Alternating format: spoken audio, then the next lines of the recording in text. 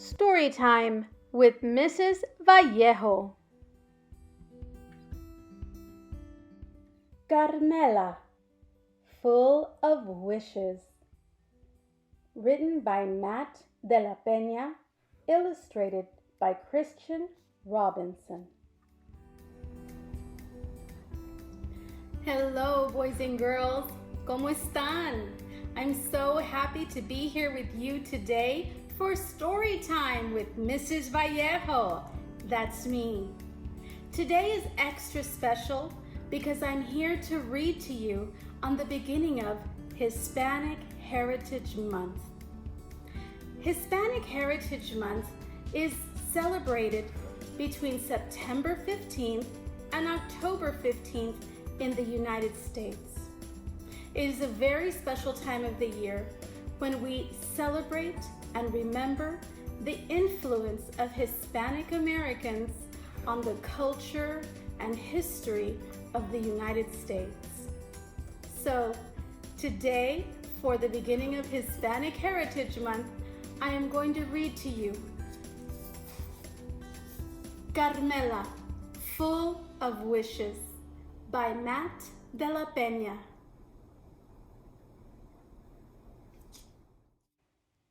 Carmela scootered along the uneven dirt path, watching men stoop to work with their hands, her birthday bracelets jingling and jangling.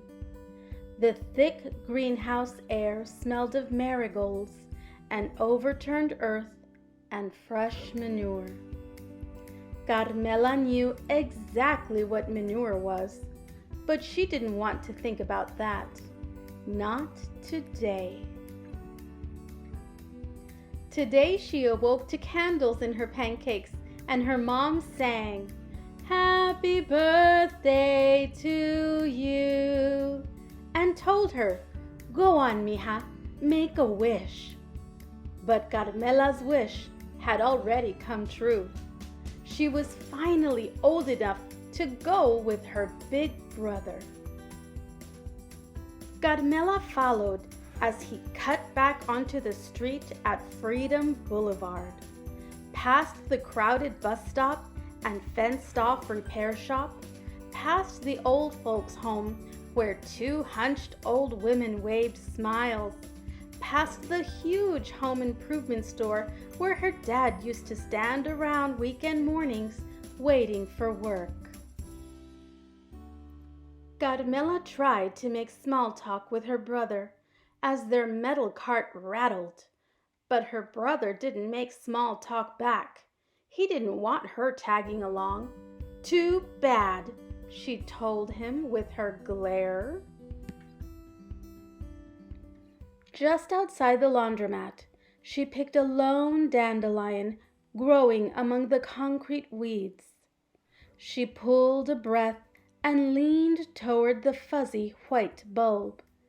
But just before she could blow, her brother butted in. "Did you even make a wish? You're supposed to make a wish. Everyone knows that." "Of course I made a wish," she told him. But it was a lie. Carmela didn't know. Carmela helped her brother sort colors one-handed, helped him load the washers one item at a time. While their clothes spun, her imagination turned, each new thought ushered in by a jingle of bracelets. Her brother found the sound annoying and shot her a dirty look. "Too bad," she told him with her glare. She jingled her bracelets as she rode up to Miss Maria's vegetable stand, imagining a machine built into her bedroom wall, one that would spit out anything she could think of, but mostly candies. She jingled her bracelets in line at the locksmith's shop, imagining her mom sleeping in one of those fancy hotel beds she spent all day making for fancy guests. She jingled her bracelets at the bodega down the block from their old apartment building, imagining her dad getting his papers fixed so he could finally be home. She jingled her bracelets outside the pharmacy, eyeing the shiny new bikes in the window. Her brother stopped in his tracks. "Why do you have to be so annoying?" She thrummed her bracelets at him and said, "It's a free country." The only time she didn't reach for her bracelets was when her brother ducked into his friend's house. Carmela slumped down on the curb, silently imagining all the things she could turn him into: the slimy pink tail of a rat, a cockroach scurrying away from the light, a wheelbarrow full of manure left in the sun. She stared down at the dandelion in her hand. It seemed so much more important now that she knew it was a place to put her wishes. What if she made the wrong choice? Carmela tried to hop a curb on the long trip home, but her tire caught and her handlebars twisted and she went crashing to the concrete.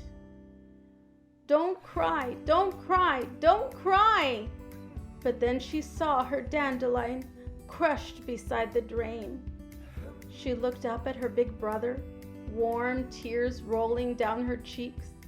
He lifted up her scooter. "You okay?" She shook her head and pointed. "My wish."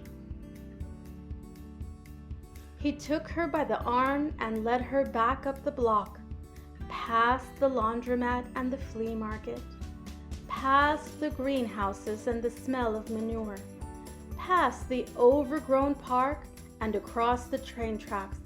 He didn't stop until they made it to an abandoned farmhouse near a cliff overlooking the sea. "Close your eyes," he said. Carmela closed them. "Now make your wish," he said. Carmela listened to the ocean's hum in the distance. She listened to the squawking birds. She listened to the wind whistling past her ears. Then she opened her eyes. She saw hundreds of tiny white spores lifting into the air, floating out toward the far-off surf. The sky was full of wishes. "Let's go," her brother said. "Don't you want to know my wish?" she asked. He shook his head. "If you tell, it won't come true." She looked back one last time, then took off her bracelets and followed her brother home. Boys and girls, I really hope you enjoyed this book as much as I did. Carmela, Full of Wishes, is a story about our neighborhood and the power of family and community.